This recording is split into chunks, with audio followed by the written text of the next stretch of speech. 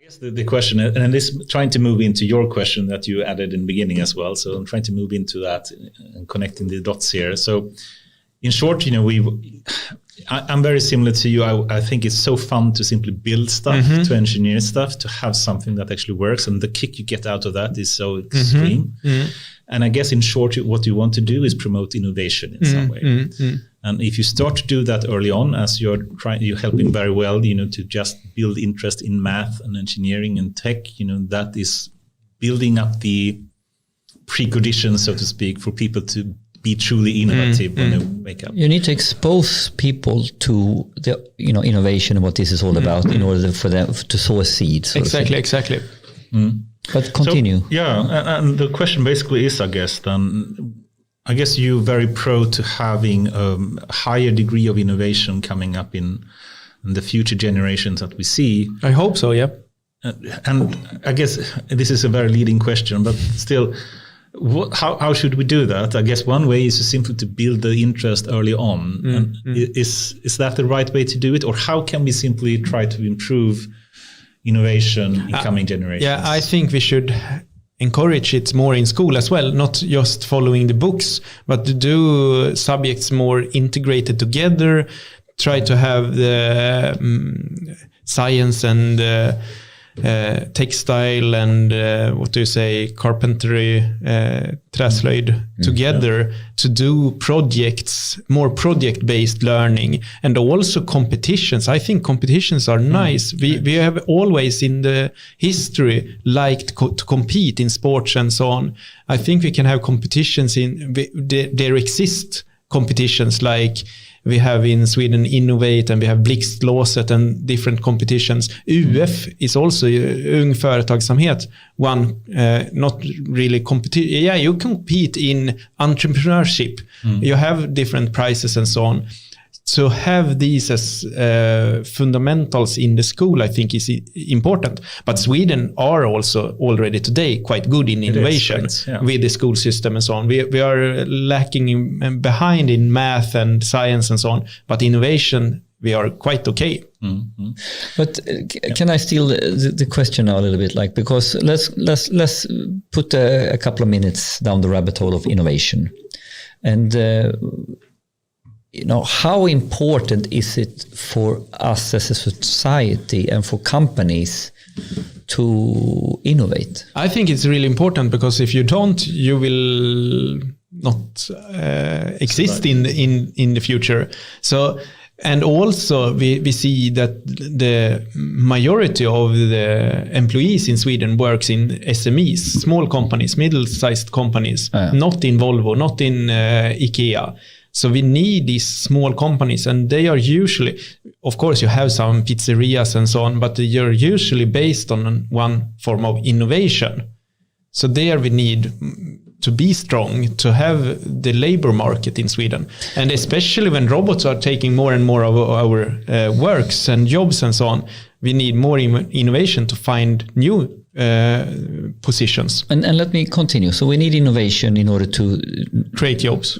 Create jobs and not become obsolete as a society. Now, do we all, how will we as a society, or most people, come in touch with innovation? And let me have an argument, and we can try it. I argue that the main thing for us as a society and is to one degree to innovate, yes, but I argue that with the technology advancements and all there is out there, we don't really have an innovation problem. We have an adaptation problem, or to adapt or relearn, or also how should I argue? Invention versus understanding, this is something, this is AI, but how can I adapt this technology to my needs? Yes. And this to me now is that innovation or adaptation? It's more adaptation, but you of course need both components here. Yes. And we can all see, for example, when the smartphone came 2008 or something, it was not so long since, but today everyone is using the smartphone. And it was just 1 or 2 years until everyone was using the smartphone. It's super fast. Yeah, the adaptation was faster. And also when some new software and some, especially for the young kids, a new game come out, Pokemon Go, it was all over in 1 month. So the adaptation there is really fast. And also with social media and so on. And so I think we have it, but we also have, we are like, what do you say, vanedjur, habit animals. Yeah. It's hard to change, especially I think when you are older, it's even harder. You're used to do something in one way. Why should you change? So I think this, and then you lead me down to the third trait. So we have talked about innovation, adaptation, and then all of a sudden, as a society, we stand in a society where the rate of innovation is increasing, innovation pressure is increasing. Therefore, we can't build more and more efficiency the old way. We need to reinvent what we're doing. And this ergo leads to, we all need to be really good at relearning, constantly relearn. Yes. And, the dogma, how we used to do things, we need to always be good at questioning that. That is something that is very important in today and even more in the future. We have talking about changing like career path in the middle of your 40s or middle of your 50s or something like that. And that I think is very important, that you need to adapt your career, your knowledge. And maybe today we are going in school 20 years or 15 years, and then we work for 40 years. But in the future, I think we might go in school 10 years and then start work 10 years and then go back to school. So we switch between education, work, and back to education. I think that's more and more important. And we see that we have yrkeshögskolor, and we are trying to educate our population in different careers later on. Okay, so and now let me arrive at the final problem here. So we have talked about we need to innovate, we need to adapt, and ultimately we as individual needs to relearn. Okay, and this is vital, right? Now, is it any different for our enterprises or organizations to be able to innovate, adapt, and relearn?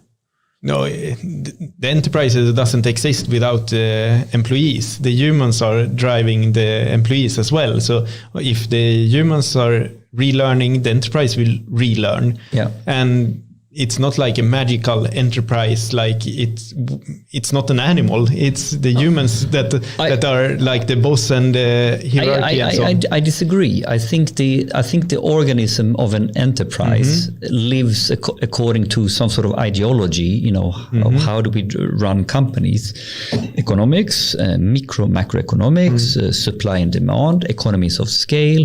But it's still people. But it's constructs of that was formed 70 years ago that is driving efficiency and cost reduction and a view of what is the way to organize, when it's a completely different way of organizing if learning and relearning and we are focusing on perfecting a stable process. That's what we're good at. And now we need to be good at changing or reinventing process. But we see like big companies, every time I call, I won't say any name here, but every time I call a big company, they are saying, oh, please, we are reorganizing our structure now. We are quite busy in this restructure of the organization. We can talk next month or next year or something. Every year they are reorganizing the company. Spotify, it was like 3 times a year. So it's like you say, we are perfecting the organization and it's stable there, but they are trying new types of hierarchies. But are they changing ideology? I think they are not. I think most companies are not. I agree with both of you in some extent. It's easy to say that you are doing a reorganization, but in reality it's just on the surface. It's not really changing the direction of the company. If you make a big change, this is example of what Spotify did in 2011, for example. They went from being a desktop first to a more of a mobile first company because they realized that mobile phones is actually what they use primarily as a device. But then it's more about changing business model.